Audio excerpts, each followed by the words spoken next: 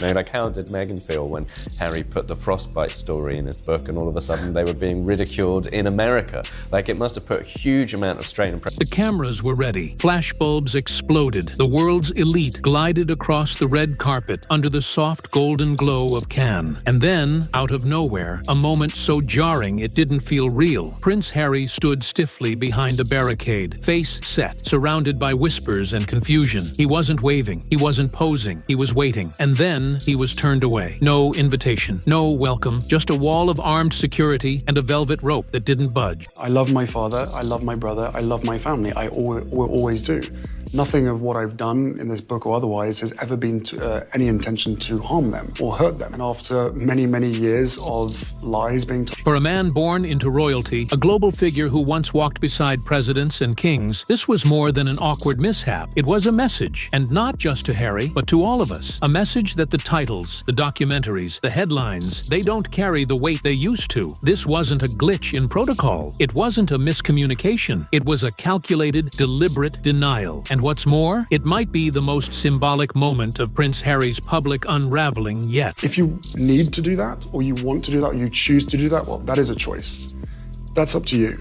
But the moment that rehabilitation comes at the detriment of others, me, other members of my family, then that's where I draw. But that wasn't the full story, not even close. Because what happened on that red carpet was just the tip of the iceberg. Behind the security standoff lies a tangled web of missteps, crumbling trust, media fatigue, and possibly even scandal. The world didn't just reject Harry that night. It might finally be done with him altogether. But how did it come to this? Let's rewind and look at how the golden boy of the royal family turned into the one left standing outside. Anyways, don't we? We become or looking at pictures or reading things into how we see the couple acting and the consequences of their actions. You discussed. I mean, I say the BBC interview was cataclysmic for their strategy. Yeah. Because there was an opportunity there for the reconcile. A 2-year strategy blown up in one. It was the 78th Cannes Film Festival, an event drenched in prestige. Think royalty meets celebrity, but make it stricter, colder, and curated to perfection. This isn't Hollywood glitz. This is Cannes. And when Prince Harry showed up, alone, unscheduled, uncredentialed, it wasn't just a surprise. It was a violation of everything the festival represents. Insiders say he tried to approach the red carpet like any other guest. No visible security entourage, no confirmation of accreditation. Just him, his team, and what some say was the assumption that his name alone would open doors. But the guards didn't flinch. No invitation, no entry, no exceptions. According to festival staff, instructions had been crystal clear. This was not someone to wave through. Eyewitnesses claim Harry was met by 3 separate layers of security, each one more direct than the last. One source even said he was politely but firmly told to leave the perimeter immediately. For those who watched it unfold, it felt surreal. Just 5 years ago, the idea of Prince Harry being treated like an uninvited party crasher would have been laughable. But now, that velvet rope wasn't just blocking a red carpet. It was drawing a hard line in the sand. A line that said, whatever you were, you're not that anymore. And as film legends and high-profile powerhouses walked by, smiling, waving, making deals, Harry stood awkwardly off to the side, reduced to background noise in a world he once dazzled. Some onlookers didn't even recognize him at first. Others did, and laughed. It wasn't loud or dramatic. It was quiet, clinical, savage, and perhaps that's what made it sting the most. The cold reality of that rejection didn't just hurt, it humiliated. But what's even more telling is how deliberate it was. Sources inside the Cannes organizing committee confirmed what many already suspected. Prince Harry wasn't on the guest list, not as a VIP, not as a presenter, not even as a seat filler. He wasn't expected, he wasn't invited, and, most weird of all, he wasn't welcome. And that wasn't a simple oversight. According to reports, festival director Thierry Frémaux himself personally briefed security on maintaining strict access controls this year. No credentials, no access, was the phrase used repeatedly. And that message? It applied to everyone, even British nobility. But here's the twist. Some insiders believe Harry Harry didn't just show up randomly. There are whispers he was expecting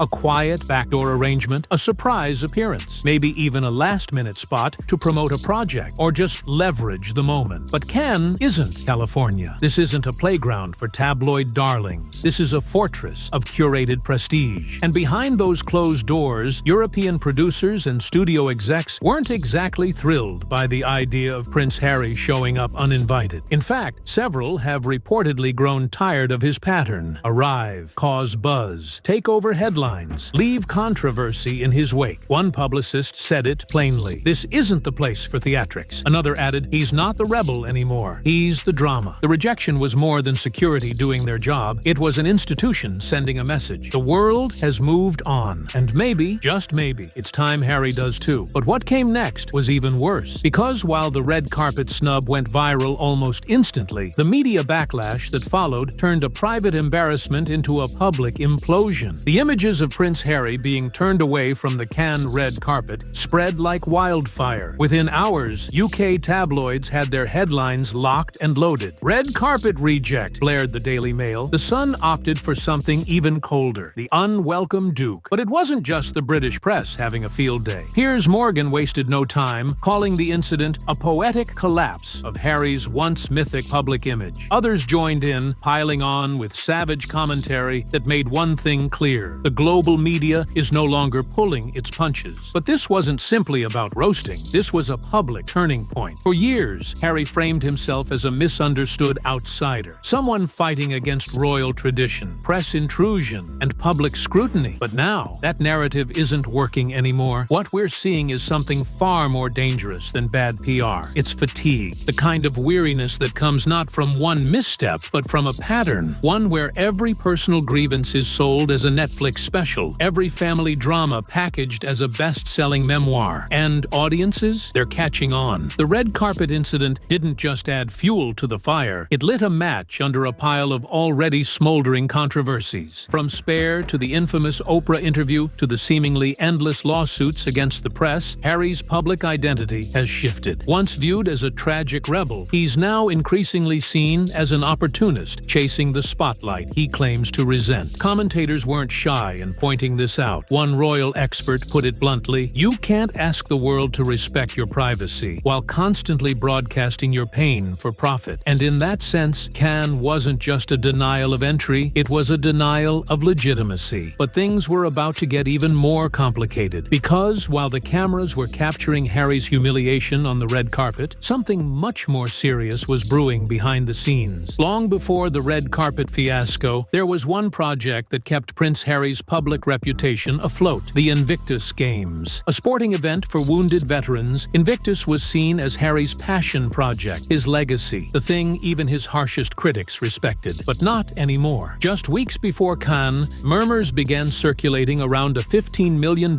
funding black hole tied to the Invictus Foundation. Specifically, reports surfaced from British Columbia, the original planned host of the 2025 Games, suggesting serious financial mismanagement. According to anonymous sources close to local government, Canadian officials began quietly pulling out of agreements, citing a lack of transparency around where the funds were going. That may sound vague, but in the world of international charity events, those are red alert phrases. The Canadian government, one of the last Commonwealth allies who hadn't openly distanced themselves from Harry and Meghan, suddenly went silent. No new press releases, no endorsements, just quiet retreat. And when pressed, officials simply stated they were re-evaluating their role. It didn't take long for speculation to spiral. Was the money misused? Was it funneled into media ventures? Had the Games been turned into another extension of Harry's personal brand? No one knows for sure, because no one's talking. And that's the problem. What made Invictus special wasn't just the athletes or the mission, it was the trust. The belief that Harry, for all his messiness, genuinely cared about something beyond himself. But now, that trust is cracking. Multiple veteran advocacy groups have already begun issuing calls for a public audit. Some are demanding a full investigation into the foundation's finances. And perhaps most damaging of all, donors are starting to pull out. Because here's the hard truth: you can survive bad press, but you can't survive lost credibility. And once that credibility around veterans, arguably the most sacred community you could serve, begins to erode, there's no easy way back. What began as a scandal on the red carpet has now snowballed into something much bigger. And for Prince Harry, the fall from grace may no longer be a matter of public opinion. It may become a matter of public inquiry. But if you think this is the worst it gets, think again. Because even the entertainment world, the one place that once embraced Harry and Meghan with open arms, has started to close its doors too.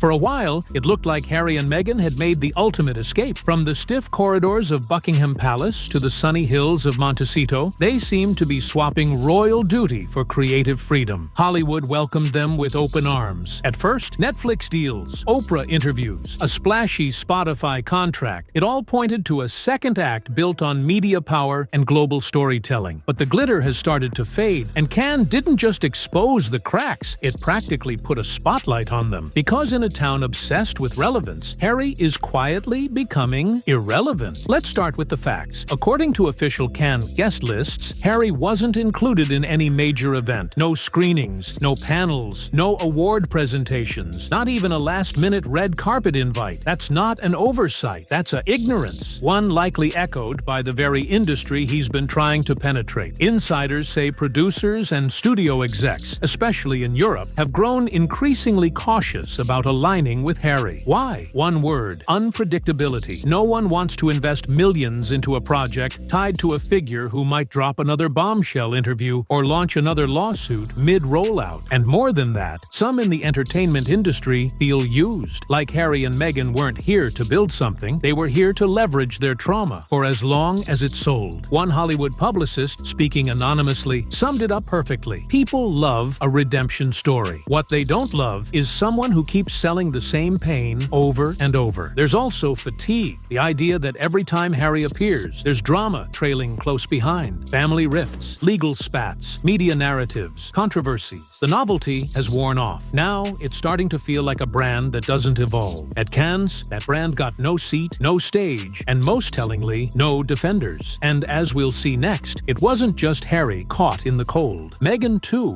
was reportedly aiming for a comeback moment. But when Harry was blocked at the velvet rope, her plans quietly collapsed in the shadows. While Harry was facing armed guards and blank stares outside the Cannes venue, another story was quietly unraveling in the background: Meghan Markle's rumored re-entry into the spotlight. According to multiple insider whispers, Meghan had planned a discreet but impactful appearance during the festival. Some speculated she was hoping to promote her new Netflix project. Others believed it was meant to be a surprise moment, a calculated photo op, a fashion win, a viral comeback. But the plan never materialized. Why? Because when Harry was turned away, the entire operation reportedly fell apart. Sources close to the organizers confirmed what many suspected. Meghan's name was never on the official guest list either. There were no panels booked under her name, no confirmed public appearances, no verified red carpet slot, nothing. Just rumors, quiet speculation, and ultimately absence. Some believe Meghan was banking on Harry being her entry ticket. If he got in, she'd make her appearance. If not, fade back into the shadows. And when the velvet rope stayed closed, so did her opportunity. Photographers who had been tipped off about a possible Sussex arrival reported confusion and frustration. A handful lingered near the entrances for nearly an hour, expecting a moment that never came. For a duo that once commanded global attention simply by showing up, the silence was deafening. This wasn't just a failed PR play, it was a collapse of assumptions. The assumption that their name alone still holds weight, that doors will open because they always have, that controversy still equals currency. Instead, Meghan's absence told its own story, a story of fading power, shrinking platforms, and a Hollywood that's no longer interested in playing along. And, perhaps most tellingly, it revealed just how much the couple's influence now depends on spectacle. No controversy, no attention, no tension, no relevance. But while Cannes exposed their fading star power, the deeper story isn't just about red carpets or photo ops. It's about what this rejection means on a global level, a symbolic moment that may mark the beginning of the end of the Sussex era. Because next, we dive into what this incident says about global perception and why institutions, governments, and audiences are finally closing the door, not just on Harry, but on the entire spectacle he's built around himself. For Prince Harry, the Cannes incident wasn't just a PR disaster. It was something far more dangerous, a symbolic moment of global rejection. Because this wasn't one red carpet. This wasn't just an awards show. It was Cannes. BREAKSDOWN, a global institution that defines prestige. And when it turned Harry away, it wasn't just about an invitation, it was about a message. You don't get to skip the line anymore. Across the world, institutions are taking notice, quietly, carefully, but decisively. The royal family stopped engaging long ago. Major press outlets now fact-check his claims rather than promote them. Even former allies in the Commonwealth, like Canada, are stepping back. Let's not forget, Canada was once a safe haven for Harry and Meghan. The couple spent their early royal exit days in Vancouver Island. The tone back then was hopeful, maybe even sympathetic. But fast forward to now, and officials are dodging involvement, distancing themselves from the Invictus Games, and refusing to comment on anything Sussex-related. Why? Because supporting Harry no longer feels safe. It feels volatile. Corporations, governments, and even charities are realizing that proximity to the Sussex brand comes with risk, controversy, backlash, and unpredictability. And in today's world, that's a liability no one wants. Even his last remaining strengths, like his status as a veteran advocate, are now under question, shadowed by financial confusion and unanswered questions. And that's the real loss, not the media scorn, not the memes, but the gradual erosion of credibility. Because once you lose the public's trust, it's almost impossible to get it back. And when the doors of Cannes stayed shut, they did more than block a prince. They signaled a new global consensus. The world is tired of the noise. And Harry no longer gets a free pass. For most of his life, Prince Harry moved through the world with a kind of invisible privilege. He didn't need to ask for access. It was simply given. Red carpets unrolled. Security stepped aside. Crowds leaned in. But on that night in Cannes, all of that vanished. And in that moment, we saw something raw, something real. A man no longer protected by title, no longer insulated by myth, just a person, standing outside the gates, watching others move on without him. It wasn't just about power, it was about perception, about how quickly admiration turns into avoidance when it's overused, manipulated, or commercialized. Because the truth is, Harry wanted independence. He said it himself. He wanted to leave the institution, to control his own narrative, to speak freely, and he got all of that. But independence has a cost, and the world is no longer cushioning the consequences. No more diplomatic courtesy, no more media benefit of the doubt, no more invitations handed out just because of a last name. When you leave the palace, you leave the protections too. That velvet rope didn't just separate him from the festival, it separated him from the illusion that he's still untouchable. And maybe, in a strange way, this is the most honest moment of Harry's public life. A man who spent years burning bridges is finally seeing what it looks like when the world stops building new ones. No more red carpets, no more applause, just the silence that follows when the spotlight moves on. The fall of Prince Harry wasn't sudden. It was slow, quiet, measured in interviews, headlines, and carefully framed moments that, over time, turned the public's sympathy into skepticism. And Cannes was just the clearest signal yet. The world isn't listening the same way anymore. That's what makes this story so striking. Because Harry didn't fade away in obscurity. He faded in front of the cameras, in a sea of flashbulbs that once celebrated him, now blinking coldly as they captured his rejection. It's tempting to see this as just another scandal, just another chapter in a messy public life. But it's more than that. It's a turning point. The moment when the prince who wanted to tell his own story was met with a very different one. Not the story of a rebel, not the story of a survivor, but the story of a man who couldn't stop talking long enough to listen to what the world was saying back. And what it's saying now is enough. So the question is no longer, will Harry recover from this? The real question is, what's left for a man who no longer has a place on either stage, royal or celebrity? Because the cameras have moved on, and that velvet rope, it may never open again.